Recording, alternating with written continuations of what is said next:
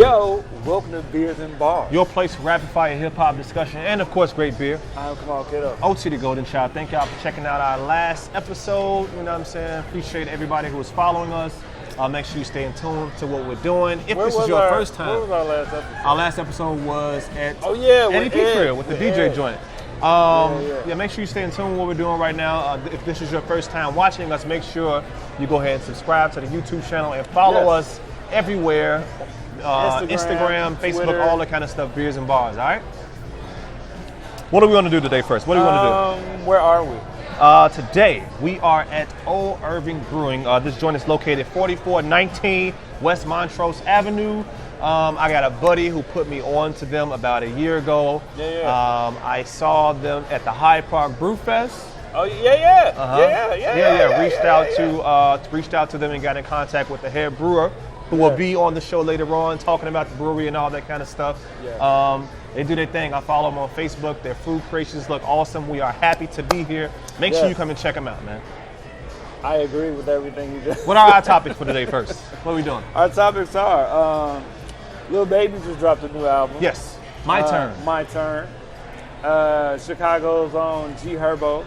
PTSD. Yeah. And then we're going to bring Trevor on. Yeah. Final segment, we're going to bring Trevor on, head brewer here, to talk about Old Irving and everything that's going on and just everything. You know what? You want to do the beer now? What are we drinking? Today we are going to be drinking from Old Irving. First of all, shout out to... It just came off the line. Shout out to Dan from Hip Hops. He actually saw that we were going to be here, and he came through. So I've actually started drinking this already at the bar. But this is their Beezer. This is their double dry hopped IPA. So it has Citra. Well, from the menu here, Citra and Mosaic double dry hopped IPA. Comes in at 6.9% alcohol volume. Look at that. 2019 GABF Hazy IPA Gold Medal winner. I'm gonna let you go because I've already had some at the bar. You know I'm super into my hazies and whatnot, right? I get talked about a lot because that's all I be drinking. So I like this. You got a kick to it. Yeah. It's drinkable. It's like a. I tell you right now, it's super crushable, man.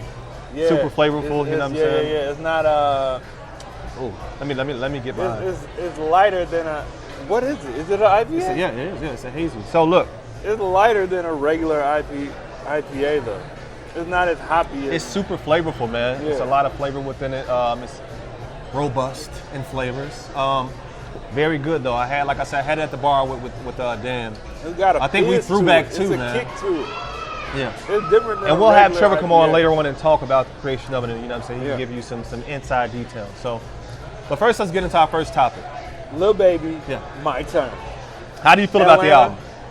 Atlanta MC. Lil Baby just dropped this album. I liked his 2018 album, which it was called Street Gossip. Street Gossip. He is a singy song. I don't want to say mumble rapper. I hate saying that term. He has a lot of melody to what he does with his albums and his music. You know what I'm saying? He's of that ilk. A lot of melodies within his flow and all that kind of stuff. How do you feel about it? I like the way your face looks right now. I was trying to decide, the other day I was gonna text a group chat. You know, we all got a group chat. Yo, Daddy was right. Lil Baby got bars. This is incredible. But I had to slow down and listen to it. I was only on the third I said that. track. I said he had bars. But I know. But Danny has been pushing Lil Baby for a long time. Yes, he was. Street Gossip. For a long time. Yeah. So it's like, okay, maybe he does. Mm-hmm. So, and then you said something about it, and then I'm like, Lil Baby though? I've always been on, but listening to it, I think I do like his rapping without singing, without the singy rap, more than his singy rap. Yeah. I definitely think he has bars. Unfortunately for me, a lot of the album is the singy rap. Yeah. You know, it's a lot of the same content, and, kind of. Yeah. Kind of sounds the same throughout a lot the album. Of the I think it's a lot of filler on an hour and the album has 20 songs on it, so it's an hour of. I think it's a lot of filler. Yeah. I think there's a lot of filler. I think there are some strong songs on it. Yeah, I like the song. I like Live Off My Closet with Future. I like Get Ugly, which is the intro song. I like that too. I like what he does. You know, mostly what I like is the fact that you can dance to it, right? You can party to it, you know what I'm saying? It's that kind of music as to where that's what you do to it. You want something to make you dance. Heating Up with Gunna, I like that joint. Something to make you dance and whatnot. This is what this will do. Yeah. I had a feeling like the first half of this album is better than the second half. Okay. First half is better than the second half. All right. Like the first 10 songs, 11 songs. Okay. You know what I'm saying? After that, it's kind of just kind of whatever. Okay. But yeah. All right. That's how I feel about it. Check it out. Lil Baby, My Turn. Second album of the day. Chicago's own G Herbo. PTSD. I don't mean like now. Look, I don't want to put these two against each other, but I do like this album better than Lil Baby's album. I don't want to do that. I wouldn't. I'm not gonna put them against each other. Yeah, for sure. I agree. Yeah.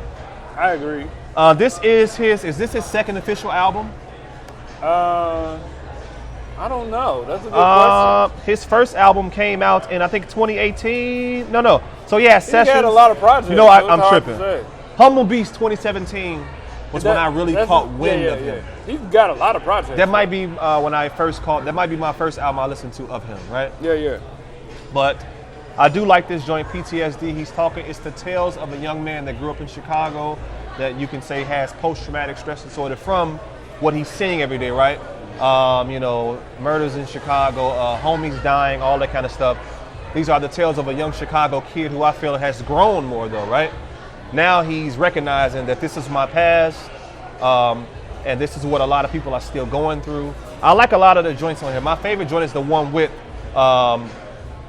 Lil Durk, Party in Heaven. Oh, yeah. Party in Heaven is fire. PTSD with PTSD Rest in Peace. What's the kid's name? Juice WRLD. That's a good song too. I like the album though. G Herbo, PTSD. I like G Herbo.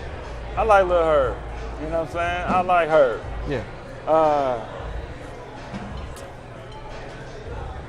What can I say about this joint? Yeah. What can you say about it? PTSD, post-traumatic stress syndrome disorder. Yeah.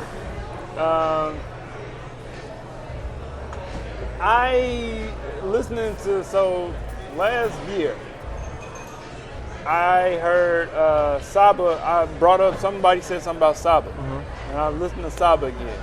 And at that time, even though I think it's a good album, I felt like this is real sad. You know what I'm saying? This is a sad album. And it's based on the death of his friend in Chicago. John Wall, And it made me think of like, man, G, it's a lot of this sound like trauma rap. Yeah, for sure. I'm gonna coin that term, trauma rap. Okay. This album is trauma rap to me. Yeah. And by that I mean he's affected by the death, like the cover. He said in an interview, Sway or with Breakfast Sway. Club? Okay. Sway. He said the cover is like 50 of his homies that died. Right. 50 people, yeah. 50 people that he know that died. Yeah. And to know that he, you know what I'm saying, the album is based around the things that have affected him. Yeah. Death. Have you ever seen a gangster cry? It's okay for gangsters to cry. Yeah. You know what I'm saying? Like, there's content on here that, like, he's really speaking to the streets of Chicago. Lawyer fees. From the streets of Chicago. By any means. To the streets of Chicago. The intro is hard. The intro is hard, dude. It's a tough song. He got some joints on here that really hit close to home, but he sounds mature. Yeah, that's what I'm saying. What I'm saying? That's why I appreciate it the most, is because he sounds like someone that's grateful that he made it out of that. Exactly. Yeah. You know what I'm saying? But man, there are things that he learned coming up in it that make him the way he is. Yeah, you know what I'm exactly, saying? for sure. Like he feel like he has to carry a gun on him because of past situations. Yeah, you know what I'm for saying? sure. Yeah. I think it's worth checking out. Yeah, I think it's worth checking out as well, man. I think it's worth checking out. And you're getting the other side of a PTSD story. You know, we respect to all the veterans and whatnot. You know what I mean? But there's also that from children who grew up in communities like these who deal with that at a young level. What is that doing to them? You know? Yeah. Yes. So, yeah. I think that's an important story. That is the story. Yeah. That is the story. Yeah, man. G Herbo. Sure. G Herbo, man. PTSD. PTSD. Chicago. All day. And now for something that we haven't done in a minute. I'm excited. We are going to speak to the head brewer here, right? The head brewer of Old Irving Brewing. Come on down. Trevor's going to hop on the show. We appreciate it. You can come on here. Yeah. I can scoot or you? We'll bring you in betwixt. Yeah. I don't mind being in betwixt. All right, perfect, man. In betwixt. So first of all, we really appreciate you for having us here. Right on. Let me pour you some. There you go. Yeah. I'm excited to be here with you guys. We appreciate you. So I believe I have a friend who put me on to you guys. Yeah. And then I saw you guys at Hyde Park Brewfest. Yes. Which was fun. Yes. Oh, yeah. It's a great festival.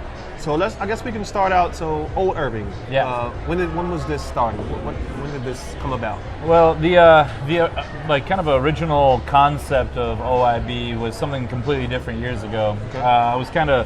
I grew up in the culinary scene, and I used to be a chef, and I went from there to kind of helping this guy run restaurants. His name was Samaro Cantu, pretty well-known chef. Made some great food, really weird food, and I'd run a bunch of his kitchens. And one day he was kind of looking at me, and he's like, "All right, you've worked in my kitchen, you've worked in the front of the house, and you're helping me open restaurants. What do you want to do?" Uh-huh. And I said, "I want to open a brew pub. I love beer." And I brought him some home brew, and he's like, "All right, let's do it." And then we were kind of like on a voyage. Eventually, we met my business partner now, Jeff Linnemeyer, and it was just like three friends meeting for the first time. We all just got on perfectly well. I could tell it was going to be a good partnership right away. And we were talking small time. I mean, we were going to have like a 3-barrel system. Yeah. We were talking about like some corner of some warehouse that we could rent just to make this thing happen. And How long ago was this? I was like, the original idea was like 6 years ago, and then eventually we met Jeff, and he kind of pushed us to go bigger and badder and more awesome, and he had the means to do so, and boom, we're off to the races, and we set off to open up a brew pub together. Okay. Sadly, Omar passed away, and we weren't sure if we were going to keep the concept alive or not, and we were able to. We hired our good friends at Folk Art Management, Matthias Mergis, and we were able to push the idea forward. Since then, we've been open for 3.5 years. Switched concepts from like kind of my original crazy hair brand ideas, and now it's just really high quality food. We have our own baker in house who makes all of our breads every day. We have a wood fire grill. I keep basically like 12 beers on tap at any given time. Yeah. And man, it's been evolving over the last 3.5 years. Okay. So yeah. So can you tell us a little bit about what we're having here? This is the Beezer. Yeah. So this beer is very good. Thank you. Yeah. I worked really hard on this beer. So when I first opened up, I was a purist, which I wasn't. I don't know why I thought I was, but I was like, I love it. People came to me saying, "You should do a hazy," and I didn't know what the hell that meant. So I was just like, I'm not going to do a hazy because I don't understand a hazy. Eventually, I was like, you know what? I'm going to do a hazy, but I'm going to be kind of a jerk about it. I'm going to call it trendy with an I to be a bit audacious. Yeah. And I decided I was going to do trendy.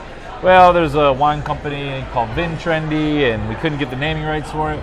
Yeah. I found this old-timey word that meant nose, back from like the roaring 20s. Beezer, see? Yeah. So, I thought this thing's going to have a big nose. We're going to use a ton of hops in it. Oh, man. So we kind of switched up the name to Beezer. Found a sick graphic artist named Jason with ink and lead designs. He also does all Pipeworks labels. They're very good friends of ours. Oh. And he does everything. And before you know it, it kind of came to be this character. And the beer, I just kept tweaking, man. Just kept on changing it. I wanted more body. I wanted more mouthfeel. I wanted more aroma, more flavor. And we just kept messing with it.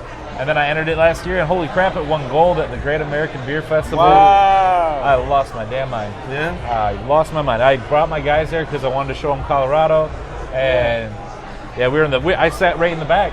And when they called my name, it was the very last category. We were the very last name spoken at the Great American Beer Festival. Yeah. And I lost my mind. I don't remember much. I started bleeding for some reason. I don't even know why.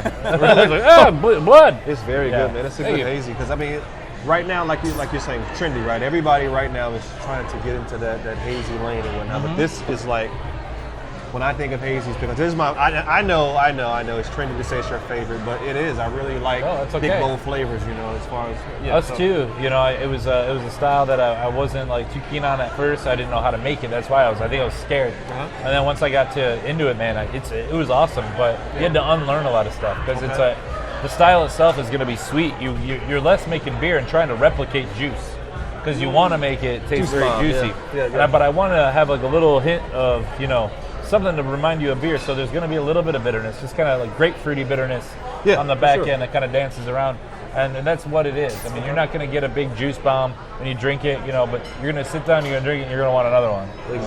This is my second one.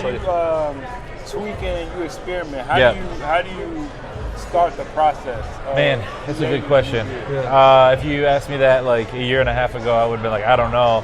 Because when I started the process, I was just trying stuff. It was a lot of late nights reading. There was a lot of articles, and I knew what I liked, and I knew the style that I liked. I really like what Trillium does.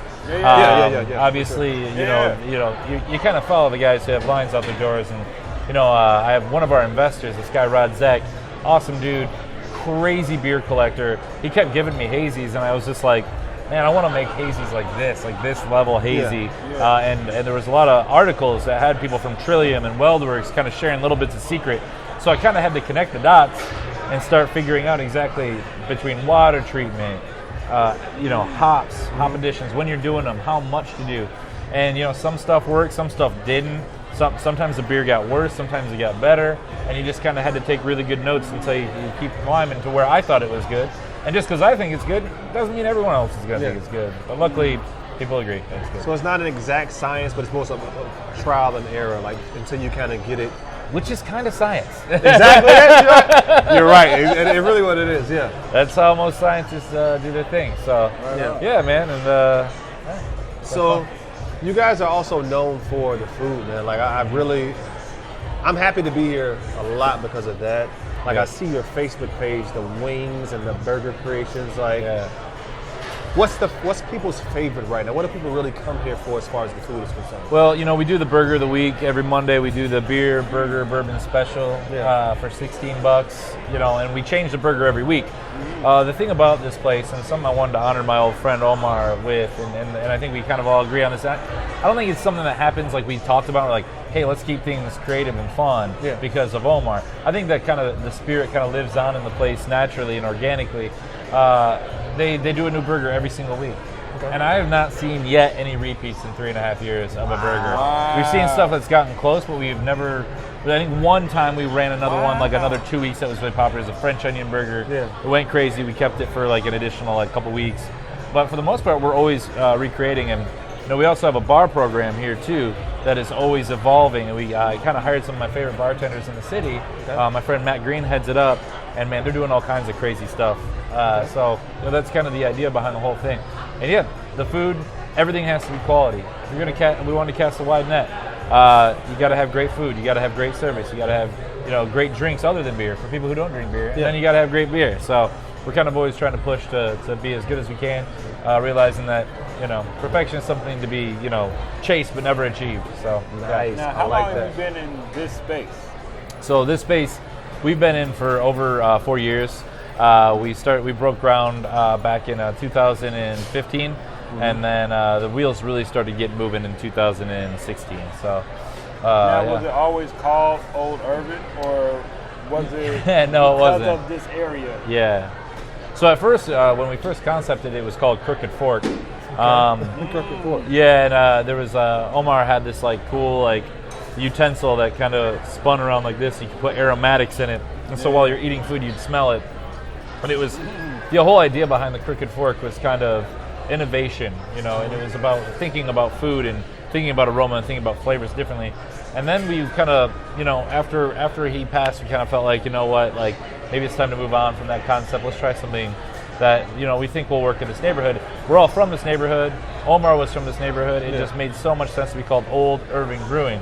And the history behind it's cool as hell because Washington Irving was a famous writer. He wrote Sleepy Hollow, and this neighborhood is like named after that. And I love Sleepy Hollow. So shout out cool. to Johnny Depp, the movie. Yes, fantastic. I want to go through a couple of the beers here. Let's talk about the Ancient Magic, the Imperial Stout. That's a fun one. Yeah, so I know you guys already did a show with my guys at Illuminated Brewers. They were actually one of our first collaborators when we first opened up, and we've just kind of always kept this really cool relationship. We're all really tight friends, and it just seemed like it was time to do another one. And this time I was like, we've kind of both of our paths have kind of gone different directions in terms of beers we used to brew. They were very saison focused, wild beers, and I was very kind of like a mixture of classic and modern, but now I'm definitely a lot more modern. And so I was like, let's make a big ass Imperial Stout and get crazy with it. I've been wanting to do s'mores with peanut butter for a long time. What does that taste like, bro? It's delicious. It's chocolate. What does that taste like, chocolate and peanut butter, they're classic friends. They've been friends for a long time. And then you add in that marshmallow, that vanilla flavor, and then the graham with the cinnamon. This is crazy. And it just all makes sense. And my wife, personally, she really likes those flavor combinations. So I've been wanting to do it for a while. And I said, I have an idea. I want to do it with you guys. So they actually wheeled over a barrel. It's a Weller barrel. I think it's like a Weller 8-year barrel. Okay. And we racked off a part of it. So we're going to release that in like a year. And then he also took a little amount for... what the hell is it called? There's a festival where they do like real ale, and he casked that off. So we're also going to be pouring that out. So through the Chicago Beer Society, and he's going to be putting it there. And then we have it on tap here. And it's also our first time doing 2-packs. Okay. So whenever I think of those guys, I always think of like witchy stuff. So I found as many magical symbols as I could, and I put it on the label. Yeah. My boy was here Saturday, and he said he bought the 2-pack of this. 2-pack, this is what he hit me about. Yeah. So I have to before I leave. Okay, all right. Okay. For sure. So where can we find? I'm sorry. No, you're good. That's a good question. Are you guys distributing throughout? Where can we find you? So we have a distributor, Louis Blums. You can find us in a lot of stores right now with our capacity. A lot of stuff like Beezer you can find. You probably have the best chance of finding Della. Our Kolsch is out there on shelves. And then we do one-offs. We just released Double Beezer through Glenn, so keep your eye out for that. It goes fast. You can find it at the pub, but there's a lot of places that'll carry it. Our friends at Capone's, there's so many different ones that we could go through, all the local stores, but usually small style like craft beer areas. Iron and Glass on the south side. I don't even know all of them, man. I can't even keep them straight. Trying to give a few shout outs. Okay. Crafted usually has our stuff. I know they got an allocation of the Double Beezer as well. So I'm looking at the wall. So you guys have pretty good relationships with a lot of breweries within the.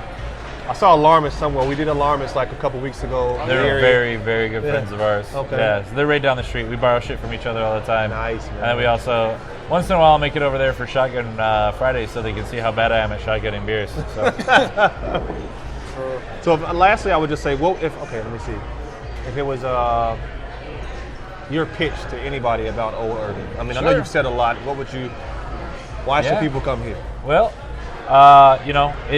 it's really about the food, the hospitality, and the beverage at the end of the day. Okay. It's a place of community. You come, you're going to have a great meal. Everything was created here on site. We have an eye on sustainability. We care about our guests and our staff. So every dollar spent, is going towards a good place that means well, and will give you your money's worth for sure. Okay. So there it is. BEERZ BARZ, Old Irving Brewery. Make sure you check them out. Trevor, we appreciate it. Of course it is. Cheers. Oh, with an empty glass. I know, right? Peace.